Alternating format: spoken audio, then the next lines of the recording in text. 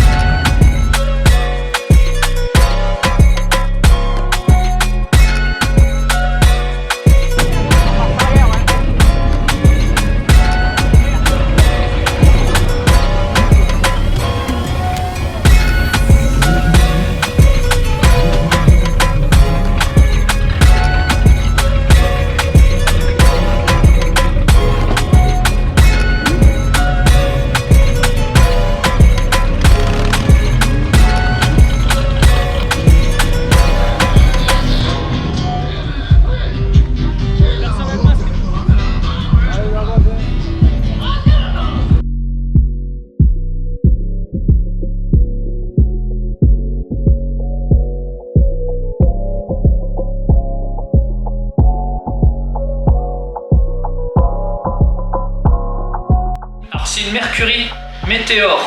La Météor était réservée pour le marché américain. C'est exactement la même que la Mercury Grand Marquis, qui elle était pour le marché américain, et la Météor pour le marché canadien. En gros, c'est à peu près la même voiture, sauf que la Météor est bas de gamme, ultra bas de gamme. Elle a vraiment pas aucune option. Pas de siège électrique. manuel, au moins ça fonctionne. Pas de vitre électrique, pas de siège électrique, pas de clim, d'origine pas de clim. Il y a un auto. Pas de régulateur de vitesse, s'il y avait un autoradio. Et les vitres arrière ne s'ouvrent pas, elles sont fixes. Ouais. Et sur des grands marquis, t'as les feux escamotables avant. Ouais. Que là, il n'y a pas. Alors moi, je préfère.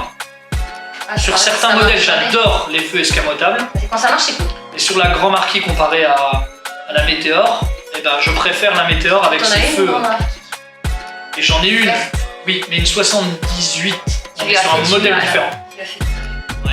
Ça sera le sujet d'une autre vidéo. Un jour, on parle un peu de nos péripéties. C'était assez drôle. On l'a acheté, cette Mercury Grand Marquis, on l'a acheté quelques semaines après.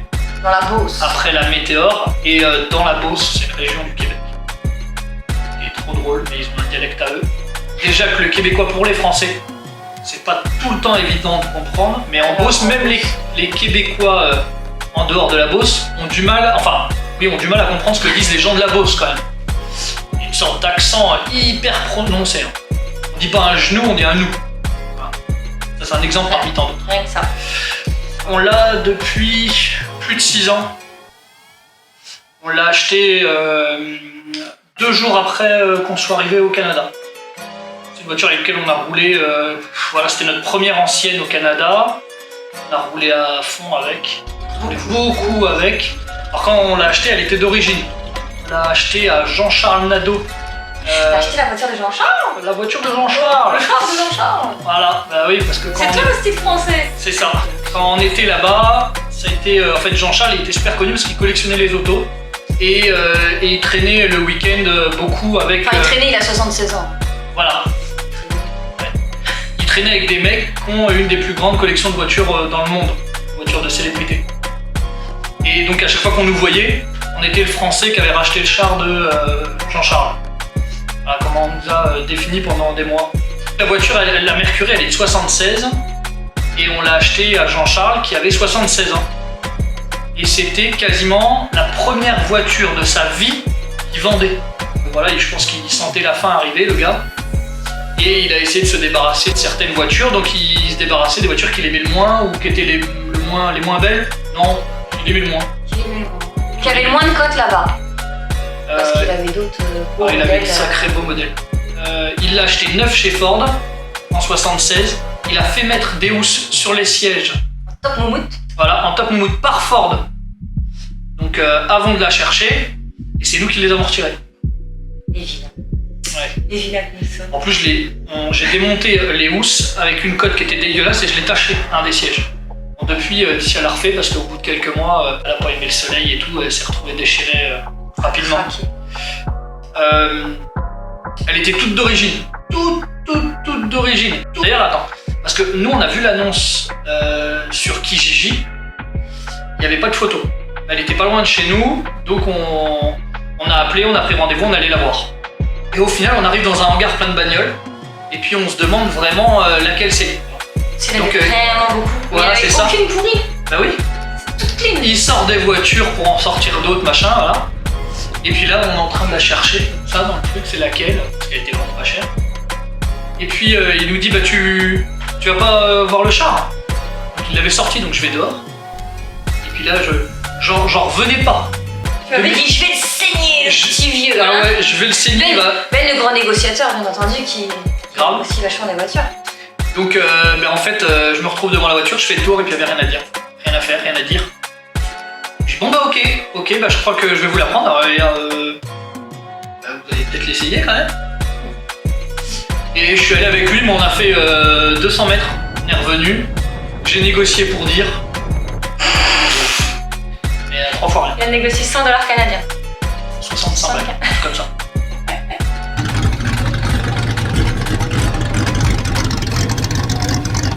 Je conversais là-bas avec un gars d'un club de Montréal, les Scènes des Swang. Et eux, ils font du donk, enfin des voitures avec des grosses roues, quoi. Donc je lui avais envoyé un message en me disant bah, je cherche des 22 pouces si tu connais. Et puis lui il m'a dit non, faut pas mettre du 22, ça va être trop ou pas assez pour certains. Faut que tu y ailles, faut que tu mettes du 24. Nous on sait de quoi on parle. Si tu mets telle hauteur de jante, tel profil de pneus, machin, t'auras pas besoin de modifier la voiture, ça va passer direct. J'ai acheté les jantes, les pneus, tout comme il m'avait conseillé. Pif, il y a eu juste à les poser. Et j'ai pas modifié la voiture. Donc, il y a juste ces jantes dessus, énormes, 24 pouces. À l'époque, sur les réseaux sociaux, j'avais mis un statut comme quoi je cherchais un mec qui ferait du pinstrip aux alentours de Québec, la ville. Et donc il y a des mecs qui me disent bah, demande à Pierre Tardif, je crois qu'il est encore au Québec cette semaine, mais la semaine prochaine il part. Je sais plus où exactement. Alors je me dis bah non, pas possible quoi. Jamais j'arriverai à faire pinstripper Par lui surtout. ma voiture par un mec comme ça qui a une telle réputation. C'est un des meilleurs lettreurs au monde hein, quand même. Et puis bah, je prends mon courage à deux mains, je l'appelle. Le mec trop gentil au téléphone et il me donne rendez-vous le lendemain. Le lendemain matin on allait chez lui, dans sa propre maison, faire des pinstrips. Ça a duré la journée pour un pinstrip sur le capot, un sur le coffre et des liserés.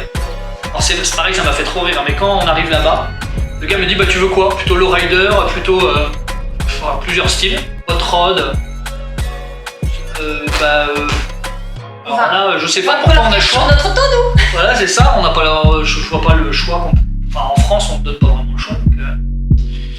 Donc il m'a montré et tout, et puis on s'est mis d'accord. Je lui ai dit, en gros, je lui ai dit, bah, fais comme tu veux, imagine c'est ta voiture, fais ce que tu as envie. Ce qui m'avait étonné, c'est que il était hyper méticuleux et il tirait un trait, s'il n'était pas comme il voulait, il l'enlevait. Il retirait un trait, s'il n'était pas comme il voulait, il l'enlevait. Et ça, on n'avait jamais vu ça en France. Ouais. Les mecs, ils tirent des pinstrips.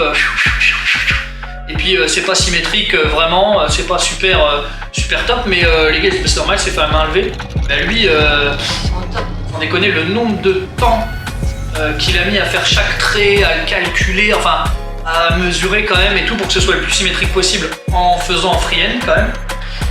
Impressionnant. Voilà, j'ai passé un moment mortel. C'est quelqu'un qui travaille très très bien et qui, tu te souviens, il faisait tellement de pompiers à la feuille d'or. Après, on a fait une ligne d'échappement par un soudeur de notre ville. Alors, bon, enfin, c'est un full tube avec une sortie latérale avant la roue arrière.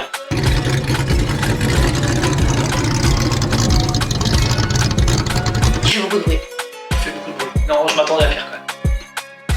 On s'attendait à pire. Demande aux voisins et... Nous, on a roulé comme ça en full tube. Hein. Depuis qu'on l'a quasiment. Bon, ça fait un bruit du tonnerre. Ça fait un joli bruit. Ouais. On a roulé avec, on a acheté plein d'autres voitures, on l'a ramené en France avec nous et on l'a vendu. Et erreur fatale. Mais le jour où je l'ai vendu, malgré que ce soit un gars que je connais très bien, un ami, le jour où on l'a vendu, je savais qu'on avait fait une connerie. 1 an et demi, 2 ans après, ce gars me rappelle en me disant qu'il va la revendre. Donc on lui a repris. Ouais.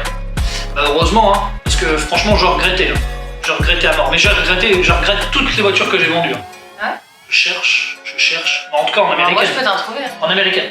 Si mon Pontiac Transport, tu regrettes? Non, pas du tout. Moi aussi, tu regrettes. Non, pas du tout. Et puis voilà, alors Laetitia a refait l'intérieur. Ouais.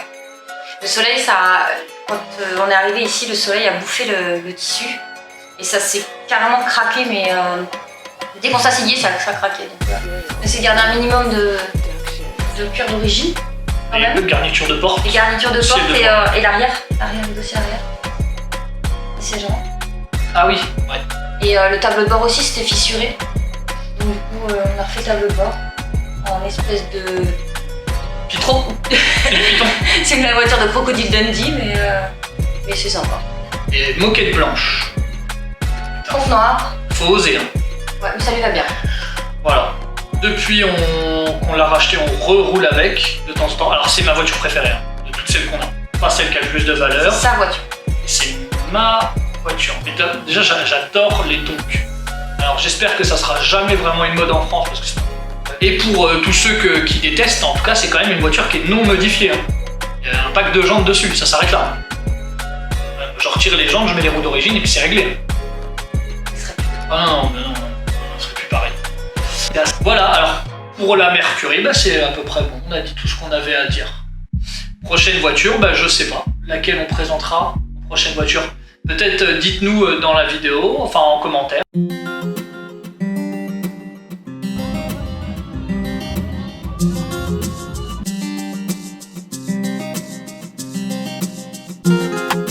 C'est pas mal les mini, hein, ça a de la gueule. Ouais, celle-ci elle est cool.